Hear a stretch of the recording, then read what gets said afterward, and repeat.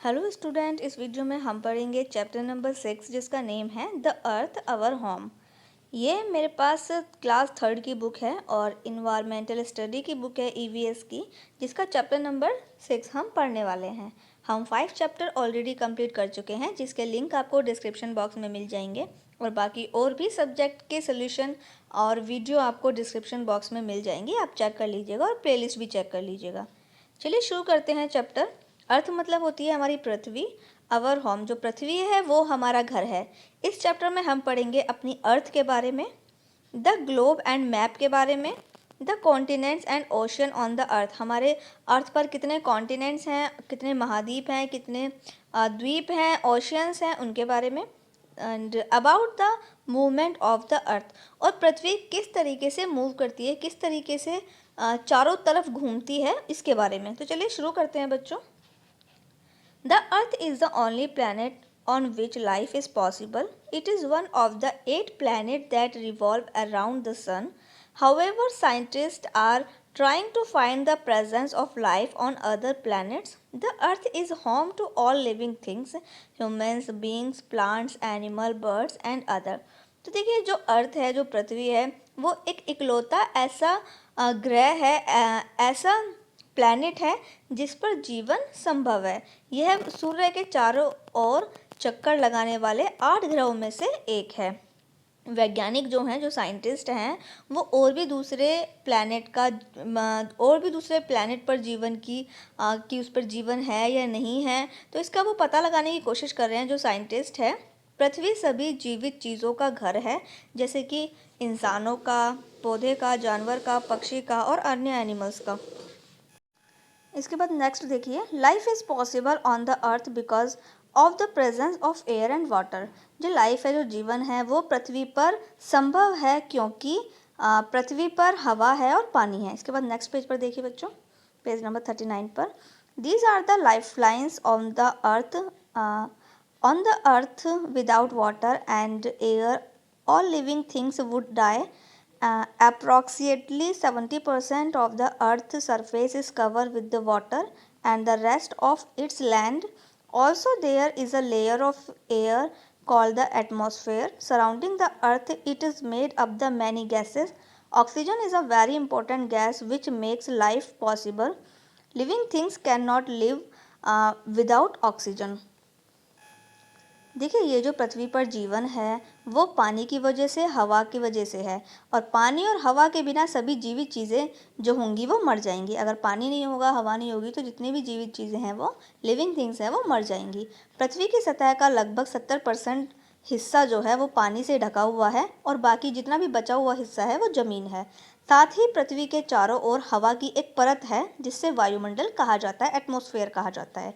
यह कई गैसों से बना हुआ है। ऑक्सीजन एक बहुत ही इम्पोर्टेंट गैस है जो जीवन को संभव बनाती है, जिसमें हम सांस लेते हैं।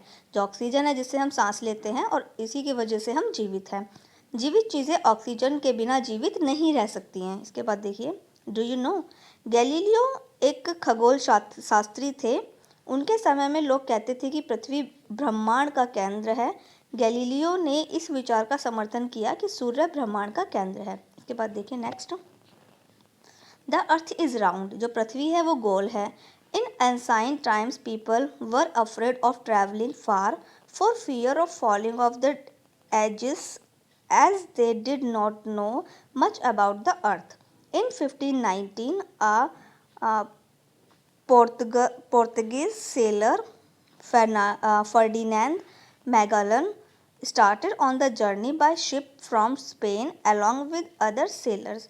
They went towards the west, sailing in the same direction for a long time. After traveling for about 3 years, their ships reached at the same place from where they had started in Spain. This meant that they had sailed around the अर्थ। अब देखिए, जो पृथ्वी है, कैसे पता लगाया कि पृथ्वी गोल है। प्राचीन काल में, पुराने समय में लोग दूर की यात्रा करने से बहुत ज़्यादा डरते थे। क्यों डरते थे? क्योंकि पृथ्वी के बारे में ज़्यादा जानकारी नहीं थी। उन्हें किनारों के गिरने का डर था कि कभी ऐसा ना हो कि हम कहीं दूर निकल जाएं और किनारे से हम गिर जाएं। 1519 में एक पुर्तगाली नाविक फर्डिनेंड मैगेलन ने अन्य नाविकों के साथ स्पेन से जहाज से यात्रा शुरू की। वे लंबे समय तक एक ही दिशा में अपनी नाव से यात्रा कर रहे थे, पश्चिम की ओर जा रहे थे। लगभग 3 साल की यात्रा के बाद उनके जहाज स्पेन में उसी जगह पर आ पहुंचे जहां से उन्होंने अपनी यात्रा शुरू की थी। इसका मतलब है उन्होंने पृथ्वी का चक्कर लगा लिया था और इससे उन्हें पता चला कि जो पृथ्वी है वो गोल है। The journey showed that the earth is round in shape. It's like a ball and not flat. तो इससे उन्हें पता चला कि जो पृथ्वी है वो गोल है, वो फ्लैट नहीं है, चपटी नहीं है। Picture taken from the space have also proved that the earth is round in shape. और एक जो पिक्चर है जो कि स्पेस से ली गई है, जिसमें पता चल रहा है, जिसमें ये प्रूफ हो गया है कि जो पृथ्वी है वो गोल है। The earth is not the same all over. In some place there are high mountain. Somewhere is the desert of plain land. We call the blue planet also. तो जो हमारी जो पृथ्वी है वो सब जगह एक जैसी नहीं है। कहीं पर बहुत ज़्यादा पहाड़ी इलाका है, तो कहीं पर रेगिस्तान है और कहीं पर फ्लैट एरिया है, और इसको हम ब्लू प्लैनेट भी कहते हैं। इसके बाद नेक्स्ट पेज पर आइए, ग्लोब एंड मैप के बारे में पढ़ेंगे। As the earth is very big in size and round in shape, we cannot see the land and water on the earth in one time. We use a globe to study about the planet. The globe can rotate. There are outline markings of continents and ocean of the globe. Continents are the large masses of land and ocean are the large water bodies on the earth. We cannot carry a globe with us and cannot even see the earth as a whole. So we use a map. We can carry a map everywhere and see the whole earth on its part on it. A book of map is called Atlas. तो देखिए globe के बारे में और map के बारे में जानेंगे अब। पृथ्वी का आकार बहुत ही बड़ा है और वो गोल है, इसीलिए हम एक समय में पृथ्वी पर भूमि और जल को नहीं देख सकते। हम ग्रह के बारे में स्टडी करेंगे। स्टडी करने के लिए ग्लोब का उपयोग करते हैं, इस्तेमाल करते हैं। ग्लोब घूम सकता है। ग्लोब पर महाद्वीपों और महासागरों की रूपरेखा अंकित है, यानी कि जो ग्लोब होता है उस पर सब कुछ मेंशन होता है, उस पर सब कुछ लिखा होता है। महाद्वीप भूमि के सबसे बड़े हिस्से हैं और महासागर पृथ्वी पर बड़े जल के स्रोत हैं, यानी निकाय हैं। हम अपने साथ ग्लोब नहीं ले जा सकते हैं और पृथ्वी को पूरी तरह से देख भी नहीं सकते हैं, इसीलिए हम मानचित्र का उपयोग करते हैं। हम हर जगह एक मानचित्र ले जा सकते हैं और पूरी पृथ्वी या उसका हिस्सा देख सकते हैं। मानचित्रों की एक पुस्तक को एटलस कहा जाता है। इसके बाद देखिए, जो कॉन्टिनेंट्स होते हैं वो 7 होते हैं। Asia, Africa, Europe, Australia, North America, South America और अटलांटिका। और जो ओशन होते हैं वो 5 होते हैं। Pacific Ocean, Indian Ocean, Southern Ocean, Atlantic Ocean और Arctic Ocean. Asia is the large and Australia is the small continent. जो एशिया है वो लार्ज कॉन्टिनेंट है और जो ऑस्ट्रेलिया है वो स्मॉल कॉन्टिनेंट है। इसके बाद देखिए, Pacific Ocean is the large is a well as deepest while Arctic Ocean is the smallest ocean. अब देखिए, जो पैसिफिक ओशियन है वो बहुत ही बड़ा है और बहुत ज़्यादा गहरा है, जबकि आर्कटिक महासागर जो है वो छोटा महासागर है। इसके बाद देखिए, डायरेक्शन, दिशा। To find our locate a place of the map we need to know about the direction of place. अगर हमें कहीं दिशा जाननी होती है, अगर हमें मानचित्र पर किसी स्थान के बारे में पता लगाना होता है, तो उसका पता लगाने के लिए हम उस स्थान की दिशा जानने की ज़रूरत पड़ती है। उसके बाद नेक्स्ट पेज पर आइए। There are 4 main direction. हमारी जो मेन है वो 4 डायरेक्शन है, north, south, east and west. There are 4 sub direction to north east, north west, south east, south west. The top of the map, जो सबसे map के सबसे ऊपर है वो नॉर्थ है। बॉटम ऑफ साउथ, जो सबसे नीचे है वो बॉटम यानी नीचे में है वो साउथ है। द लेफ्ट साइड, और जो लेफ्ट साइड है वो ईस्ट है और जो राइट साइड है वो वेस्ट है। While selling the sellers use compass. It is a like a watch and has a needle. The always point towards the north direction. तो देखिए, इन डायरेक्शन का पता लगाने के लिए जो पहले जो नाविक होते थे उनके पास कंपास होता था, जिसका वो इस्तेमाल करते थे। यह एक घड़ी की तरह होती थी और इसमें एक सुई भी होती थी जो हमेशा उत्तर दिशा की ओर इशारा करती थी। इसके बाद देखिए नेक्स्ट पैराग्राफ। अब पढ़ेंगे मूवमेंट ऑफ द अर्थ। जो हमारी पृथ्वी है वो कैसे घूमती है। The earth has two movement spins like a top on the axis from east to west. This is called rotation. It complete one rotation of about 24 hours, cause a day and night. The earth also move around the sun at the same time. This movement is called revolution. It completes one revolution in about 365 days, which called a year. The fixed path of which the planets move around the sun is called orbit. अब देखिए जो हमारी जो पृथ्वी होती है वो किस तरीके से घूमती है। तो जो हमारी पृथ्वी है, पृथ्वी की दो गतियाँ होती हैं। एक तो पश्चिम से पूर्व की ओर धुरी पर लट्टू की तरह घूमती है, इसे क्या कहते हैं, इसे रोटेशन कहते हैं। यह लगभग 24 घंटे में एक चक्कर पूरा करती है, जिससे दिन और रात होते हैं।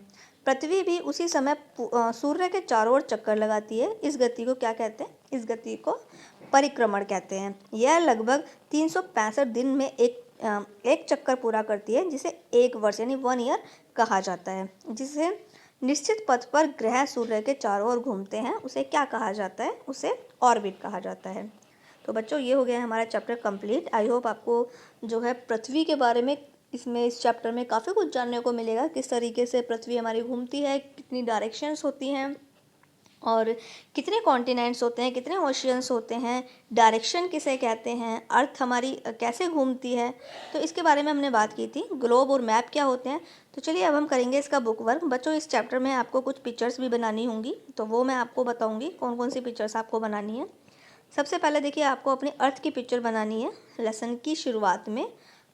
तो आपको अपनी अर्थ की पिक्चर बनानी है। इसके बाद आपको पेज नंबर 41 पे दिया हुआ है रोटेशन की पिक्चर बनानी है, रेवोल्यूशन की पिक्चर बनानी है, अर्थ की पिक्चर बनानी है, कंपास की पिक्चर बनानी है। ये आपको अपनी नोटबुक में पिक्चर्स ड्रॉ करनी है। इसके बाद देखिए बुक वर्क करते हैं। बुक वर्क में टिक द करेक्ट ऑप्शन है जो आप फिल कर लीजिएगा। इसके बाद है 1 वर्ड क्वेश्चंस के आंसर, ये आप फिल कर लीजिएगा। फिर है फिल इन द ब्लैंक्स, ये भी आप जल्दी से फिल कर लीजिए। इसके बाद नेक्स्ट पेज पर आ जाइए। नेक्स्ट पेज पर है क्वेश्चंस के आंसर। अब देखिए why do we call the earth our home. हम अपनी पृथ्वी को अपना घर क्यों कहते हैं।